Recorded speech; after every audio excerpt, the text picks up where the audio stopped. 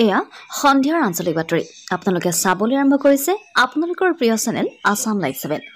আজি সন্ধিয়াৰ প্ৰথমটো খবৰ কলিয়াবৰ বৰখুলিৰ বানাক্ৰান্ত ৰাজ্যক বান সাহায্য বিতৰণ অসম ৰাজ্যিক জমিয়ত উলামাৰ। অসম ৰাজ্যিক জমিয়ত উলামাৰ সভাপতি হজৰত মৌলানা মুস্তাক আনভাৰ সাহাবৰ নেতৃত্বত কলিয়াবৰ জিলা জমিয়ত উলামাৰ জৰিয়তে প্ৰদান কৰা হয় এই বান সাহায্য।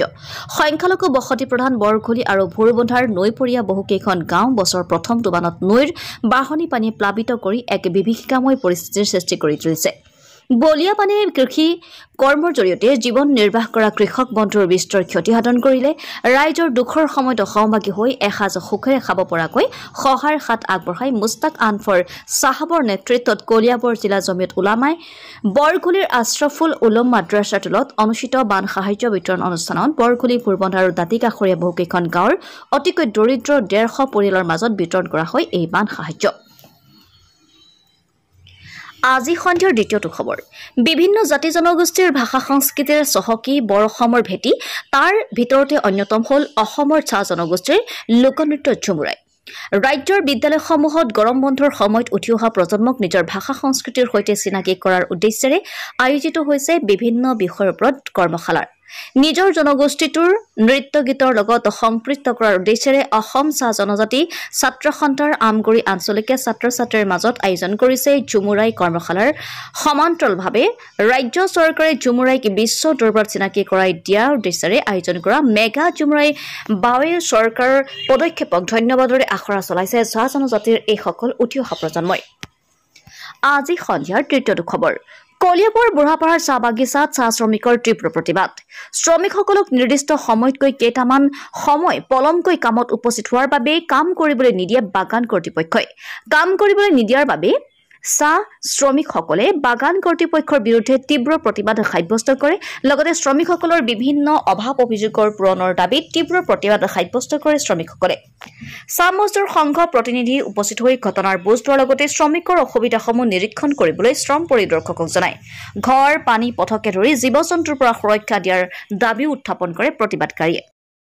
আজি সন্ধিয়াৰ চতুৰ্থটো খবৰ বিশ্বনাথ ঘাট পানপুৰ মাথাউৰিলৈ খহনীয়াই আনিছে অশনি সংকেত। ব্ৰহ্মপুত্ৰ নদীয়ে খহাইছে চপৰা চপৰে মাটি চকুমুদা কুলিৰ ভাৱত বিশ্বনাথ প্ৰশাসন। বিশ্বনাথ সদৰ দক্ষিণ অঞ্চলৰ পূব কলাকাটি আৰু শলমাৰী ৰাজহ গাঁৱত ব্ৰহ্মপুত্ৰৰ তীব্ৰ গৰাখহনীয়াই কালৰূপ ধৰি নিদ্ৰা হৰণ কৰিছে নৈপৰীয়া ৰাইজৰ। বিশ্বনাথ ঘাট পনাপুৰ মাথাউৰিৰ ওপৰত নিৰ্মাণ কৰা ছুপাৰ হাইলৈ অশনি সংকেত নমাই আনিছে গৰাখহনীয়াই। ব্ৰহ্মপুত্ৰ নদীৰ গৰাখহনীয়াৰ পৰা মাত্ৰ 80 মিটাৰ নিলগত হৈ পৰিছে বিশ্বনাথ ঘাট পানপুৰ মাথাউৰি। অঞ্চলটোৰ বহু ৰাজহ গাঁও ইতিমধ্যে বিগত বৰ্ষসমূহত ব্ৰহ্মপুত্ৰ নদীয়ে গ্ৰাস কৰাৰ পিছত বহু লোক আজিও গৃহহীন হৈ যি অৱশিষ্ট ভূমি আছিল সেয়াও ব্ৰহ্মপুত্ৰ নদীৰ গৰাখহনীয়াই তীব্ৰ কালৰূপ গ্ৰাস কৰি আছে। অঞ্চলটোৰ ৰাইজৰ অভিযোগ বিভাগীয় কৰ্তৃপক্ষৰ চূড়ান্ত দায়িত্বহীনতাৰ বাবে অঞ্চলটোত দিনক দিনে বৃদ্ধি পাইছে গৰাখহনীয়াৰ কালৰূপ। গৰাখহনীয়াত তীব্ৰ ৰূপ ধাৰণ কৰা পূব কলাকাটি আৰু শলমাৰী অঞ্চলত বৰ্তমান সময়লৈকে স্থানীয় বিধায়ক প্ৰমোদ বৰঠাকুৰ তথা বিভাগীয় বিষয়া কৰ্মচাৰী উপস্থিত হৈ গৰাখহনীয়া ৰোধিবলৈ কোনো ধৰণৰ ব্যৱস্থা হাতত নোলোৱাৰ অভিযোগ আনিছে নৈপৰীয়া ৰাইজৰ লগতে আমচুৰ বিশ্বনাথ জিলা সমিতিয়ে। বিশ্বনাথ জিলা আমচুৰ অভিযোগ শুই বহি সময় কটোৱা জলসম্পদ বিভাগৰ বিশ্বনাথ সংমণ্ডলৰ অভিযন্তা বিষয়া কৰ্মচাৰীয়ে যেতিয়া গৰাখহনীয়া আৰম্ভ হ'ব ধৰে সেই সময়ত হাত সাৱটি থাকে। গৰাখহনীয়াৰ তীব্ৰ ৰূপ ধাৰণ কৰাৰ পিছতে গুৰুত্ব প্ৰদান কৰে বিশ্বনাথৰ জলসম্পদ সংমণ্ডলে। ইফালে নৈপৰীয়া ৰাজ্যৰ গুৰুতৰ অভিযোগ স্থানীয় বিধায়ক প্ৰমোদ বৰঠাকুৰৰ ওচৰত গৰাখহনীয়াৰ সমস্যা লৈ গ'লে কয় তহঁতে মোক ভোট দিয়া নাই তহঁতৰ কি কাম কৰিম। এতিয়া প্ৰশ্ন হয় উন্নয়নৰ ঢাক ঢোল বজাই ফুৰা চৰকাৰে সংখ্যালঘু বসতি প্ৰধান অঞ্চল হোৱাৰ বাবে বিশ্বনাথ ঘাট পানপুৰ মাথাউৰি গৰাখহনীয়াৰ সমস্যা সমাধান কৰা নাই নেকি তাকে এতিয়া বিভিন্ন মহলত প্ৰশ্ন উত্থাপন হৈছে। আজি সন্ধিয়াৰ পঞ্চমটো খবৰ অসম ৰাজ্যিক মহিলা মৰ্চাৰ দ্বাৰা ডিমৌ ৰাজমাই চাহ বাগিচাত বিনামূলীয়া স্বাস্থ্য পৰীক্ষা শিবিৰৰ আয়োজন। ভাৰতীয় জনতা পাৰ্টি মহিলা মৰ্চাৰ ৰাজ্যিক সমিতিৰ উদ্যোগত আৰু শিৱসাগৰ জিলা সমিতিৰ সহযোগত আয়োজন কৰা অনুষ্ঠানত ৰাজমাই চাহ বাগিচাৰ কেইবা শতাধিক লোক উপস্থিত হয়।